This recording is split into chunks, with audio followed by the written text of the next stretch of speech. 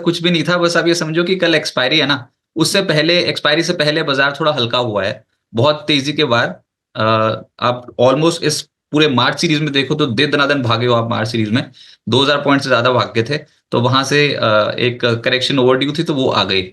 तो एक तो वो है, उसके बाद फिर अलग अलग रीजन है, और कोई भी रीजन ऐसा नहीं है कि सिर्फ एक टैरिफ वॉर को चलते, इसके अलावा कोई और रीजन नहीं जिसके कारण हम बोल पाए कि हाँ मार्केट ऊपरी स्तरों पर थोड़ा सुस्त हो जाएंगे। ऐसा कुछ भी नहीं है। तो यूएस में जो टैरिफ वॉर छेड़ दिया डोनाल्ड ट्रंप ने, वो अब 2 अप्रैल को डेडलाइन है, और उसके बाद देखते हैं कि अलग अलग कंट्रीज के ऊपर कितने कितने टैरिफ इंपोज होते हैं। एक तो ये कारण समझ में आता है, और उससे पहले मैंने बताया कि वायदा कारोबार की एक्सपायरी है कल, उससे पहले की प्रॉफिट बुकिंग देखने को मिल रही है। यूएस के जीडीपी आंकड़े आने वाले हैं, उससे पहले थोड़ा सा नर्वस हो रहे हैं।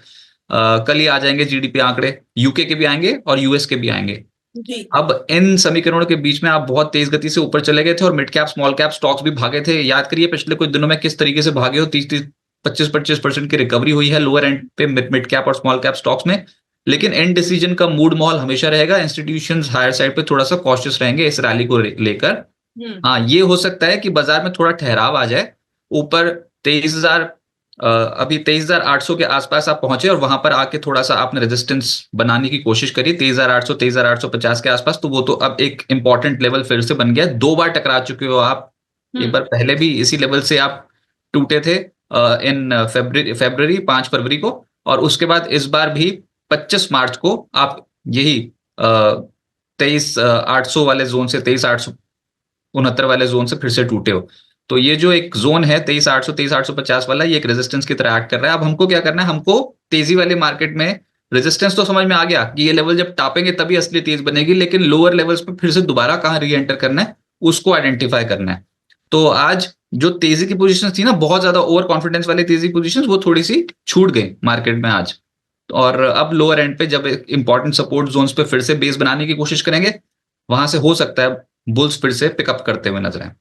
जी सर, मिड कैप और स्मॉल कैप ने आज फिर से एक बार कहीं ये प्रूफ तो नहीं कर दिया कि नहीं, अभी इनकी तरफ देखना, थोड़ा सा कॉशियस रुख अभी भी अपनाने की जरूरत है? क्योंकि पिछले कुछ समय से चल रहे थे मिड कैप और स्मॉल कैप अच्छे, और ये व्यूज भी आ रहे थे कि ठीक है अभी मिड कैप्स की तरफ आप थोड़ा बहुत देख सकते हैं, पर एक बार फिर से मिड कैप और स्मॉल कैप में आज सुस्ती देखने को मिली है। पर वो इंडेक्स से कम गिरे हैं आज mid cap stock, small cap ज्यादा टूटे हैं। स्मॉल कैप्स में तो रैली आई ही नहीं, स्मॉल कैप्स तो बेचारे चले ही नहीं, उठ ही नहीं पाए, उतनी बुरी तरीके से कचर दिए गए। मिड कैप्स फिर भी कोशिश कर रहे हैं, लेकिन कंसंट्रेशन है, अच्छी क्वालिटी के मिड कैप्स में ज्यादा खरीदारी हो रही है। जी। और आज के सत्र में आप इंडेक्स में देखो ना, निफ्टी और निफ्टी बैंक ज्यादा टूटे हैं as comparative to Nifty mid cap select. तो ठीक है, ये थोड़ी प्रॉफिट बुकिंग के तरीके से देखिए, 2 दिन हो गए प्रॉफिट बुकिंग करते करते। ये जब बाजार में अभी अगर ट्रेंड की पुष्टि होने वाली होगी ना, तो वो नेक्स्ट सीरीज में ही होगी। अब ये भी बात समझ में आती है। देखिए, अगर तांडव होना हो तो अगले सीरीज तक इंतजार नहीं करेंगे, कल ही के सत्र में बहुत बड़ा खेल हो जाएगा मार्केट में। हो सकता है चक्रव्यूह बना दिया हो मार्केट ने, और ऊपर से ऊपर एकदम से धड़ करके निकाल जाए सारी की सारी शॉर्ट पोजीशंस। लेकिन जो जो टेक्निकल जो एक पैटर्न बना है, उसके आधार पर हम ये नहीं कह सकते कि बाजार कल एकदम से तेज हो जाएगा। हो गया तो अच्छे अच्छे चौंक जाएंगे, भैया ये क्या हो गया। लेकिन जो एक पैटर्न बना है उसके आधार पर मामला थोड़ा फंस गया हायर साइड पे जाके, 23,800 के जोन्स पे जाके। तो दोबारा से री एंटर करेंगे, ऐसे ही थोड़ा लोअर एंड पे थोड़ा पॉजिटिव पैटर्न बन जाए तो बहुत अच्छा। लेकिन ये भी समझ में आता है कि असली जो बड़ी धमाकेदार तेजी बननी है वो 23,800 के लेवल को जब क्रॉस कर जाओगे, तो उसके बाद फिर हायर लोस की फॉर्मेशन शायद तब तक कंप्लीट हो जाए। तो एक बार हायर हाई बनाने के बाद एक हायर लो बनाना बहुत ज्यादा जरूरी है। बाजार उसी की प्रक्रिया में लगा रहेगा, अब ऐसा लग रहा है। थोड़ा समय लग सकता है, लेकिन फिर भी थोड़ा कॉन्फिडेंस रखिए मार्केट के ऊपर। ऐसे सरेंडर नहीं कीजिए 1-2 दिन की गिरावट में। बहुत एकदम से तेज गति से चल गए थे, तो इसलिए ऊपरी स्तरों पे मुनाफा वसूली देखने को मिल रही है। सर, एफआईआईज को ट्रिगर नहीं मान रहे आज की गिरावट का? ना बिल्कुल नहीं, एफआईआईज ने तो गजब कर दिया है। एफआईआईज ऐसे नहीं खरीदेंगे 4-5 दिन के लिए, मैं आपको बता रहा हूँ। जब एफआईआईज या तो कवर कर रहे हैं वैसे अपनी पोजीशंस, ऐसी बात नहीं कि वो कवर नहीं कर रहे, बहुत ही गजब तरीके से कवर करे उन्होंने पोजीशंस, और ठीक एक्सपायरी से 1 हफ्ता पहले से कवर करना शुरू कर दिया उन्होंने अपनी पोजीशंस। तो एफआईआईज तो डेरिवेटिव मार्केट में देख लो तब पॉजिटिव, पिछले 1 2 3 4 5 6 7 ट्रेडिंग सेशन से एफआईआईज लगातार खरीद रहे हैं डेरिवेटिव मार्केट में, नेट पोजीशंस पॉजिटिव आ रही हैं। और उसके बाद फिर जो कैश मार्केट में पिछले 4 ट्रेडिंग सेशन से खरीद रहे हैं। आज का तो देखना पड़ा, आज तो नहीं खरीद सकते। देखिए, हम तो कल ही नहीं सोच रहे थे कि एफआई ने खरीदा होगा, लेकिन कल भी एफआईआईज के आंकड़े ठीक थे। आज बाजार ज्यादा गिर गया, 180 पॉइंट निफ्टी नीचे चला गया। तो आज एफआईआईज की कोई बहुत स्ट्रॉन्ग खरीदारी की फिगर आने नहीं वाली है। लेकिन फिर ये समझ में आता है कि एफआईआईज की इंडेक्स लॉन्ग पोजीशंस बढ़ गई हैं, धीरे धीरे करके बढ़ भी रही हैं। तो इसलिए उससे थोड़ा थोड़ा कुशन मिल रहा है। एफआईएस की इंडेक्स लॉन्ग पोजीशन 32% के पार पहुंच गई है। तो एफआईएस की आप ये नहीं बोल सकते कि एफआईएस ने मूड खराब कर रखा है मार्केट का, ऐसा कुछ नहीं है, बल्कि डीआईएस बेच रहे हैं, एफआईएस तो खरीद रहे हैं। डीआईएस थोड़ा स्मार्ट हो गए, वो हायर स्तरों पे थोड़ा थोड़ा बेचना उन्होंने स्टार्ट किया हुआ है। जी सर, तो ये जो डिप आई है इसको शॉर्ट टर्म डिप ही समझे या फिर कोई बिगर करेक्शन है अभी?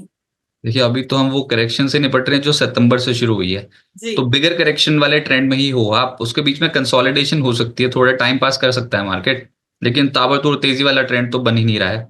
अच्छा, उसके बाद फिर ये जो आप बोल रहे हो कि ये short term blip, short term गिरावट है कि नहीं, तो उसमें डाइसी सिचुएशन रहेगी मार्केट में। ये बताना बहुत मुश्किल होगा कि आप पूरा ही एनगल्फ कर जाओगे कि नहीं कर जाओगे। एकदम से जो तेज हुई खुशी के मारे जैसे आप सारे लेवल्स ऊपर की तरफ निकालते चले गए, 22,700, फिर 23,000, फिर 23,200, फिर 23,700 तक, 800 तक पहुंच गए।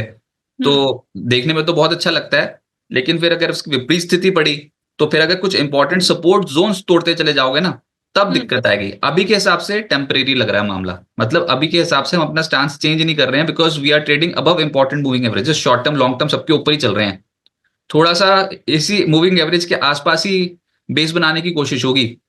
तो अभी आप 20, 50, 100, 200 सब दिनों की औसत के ऊपर हो, तो इसलिए थोड़ा कॉन्फिडेंस इस बार की रैलीज में ज्यादा दिखाई देता है। ये आपने लेवल्स हथियाए नहीं थे, आप बहुत खराब थे मार्केट में, मतलब आप 23,000 के लेवल के नीचे नीचे तो खराब ही थे, 22,800 के लेवल के नीचे तो बिल्कुल खराब थे। लेकिन आप अब रिकॉन्कर कर चुके हो वो लेवल्स, तो इतनी आसानी से वो 1500 पॉइंट जो आपने रिकॉन्कर कर लिए हैं, बाजार शायद उसको सरेंडर ना करे। ने कहा कि बाजार चक्रव्यूह रच रहा है, तो फिर अब इस चक्रव्यूह को तोड़ने की स्ट्रैटेजी क्या करेंगे? निवेशकों के लिए क्या सलाह होगी, क्या रणनीति लेकर के चले इस बाजार? देखिए मैं तो बहुत एफआईएस की एक्टिविटी बहुत क्लोजली ट्रैक करता हूं, तो मेरे को तो नहीं लग रहा कि कोई इतना समस्या वाली जो चीज है, अनलेस एंड अनटिल कुछ ज्यादा ही डोनाल्ड ट्रंप फिर से कुछ बोल दें ऐसा कि एफआईएस फिर से नाराज होकर बैठ जाएं और फिर से वो बेचना शुरू कर दें। जब पहला इंडिकेशन बहुत बड़ी बिकवाली का आएगा, हो सकता है आज आ जाए, नहीं मैंने देखे अभी तक आंकड़े भी रिलीज नहीं हुए ना, तो एफआईएस जब पलटी मारेंगे इस बार फिर से थोड़ा कॉशियस हो जाएंगे, क्योंकि डीआईएस तो हाथ लगा नहीं रहे अभी। एफआईएस अगर थोड़ा बहुत ऊपरी स्तरों पर फिर से बेचने आते हैं, तो वो एक नेगेटिव ट्रिगर एकदम से मार्केट के लिए बन जाएगा। अभी तक जितने भी ट्रिगर हमने देखे 6-7 दिन बैठ के आराम से, तो सब दिन एफआईएस भरपूर खरीद रहे थे। अब कह सकते हैं एफआईएस की शॉर्ट पोजीशन थोड़ी थोड़ी कवर कर ली। क्यों कर ली कवर? मतलब अगर तो बहुत ही कन्विक्शन के साथ जा रहे होते हैं एफआईएस, तो वो तो बेचते ही चले जाते हैं, हर लेवल पे बेचते, जैसे खरीदते हैं वो हर लेवल पे, ऐसे वो 23,000 पे भी बेचते, 22,000 पे भी बेचते, 21,000 तक बेचते जाते, 20,000 कर देते। लेकिन उन्होंने 22,000 के आसपास कुछ सोच के कवर किया होगा। 22,500, 22,700 पे भी कुछ सोच के कवर करना शुरू किया होगा। मुझे तो पिछले 7 ट्रेडिंग सेशन से दिखाई दिया फ्यूचर्स में, और उनकी जो activity index futures, stock futures में पॉजिटिव थी। अब आज के दिन का ट्रेंड नेगेटिव हो सकता है, लेकिन ये आंकड़े बता रहे हैं कि पिछले कुछ दिनों से एफआईएस पॉजिटिव थे, तो कुछ तो भनक लग गई होगी कि हाँ भैया ज्यादा ही तोड़ दिया हमने, अब इन स्तरों पर अब थोड़ा सा वापस ले लेते हैं, खरीद लेते हैं। तो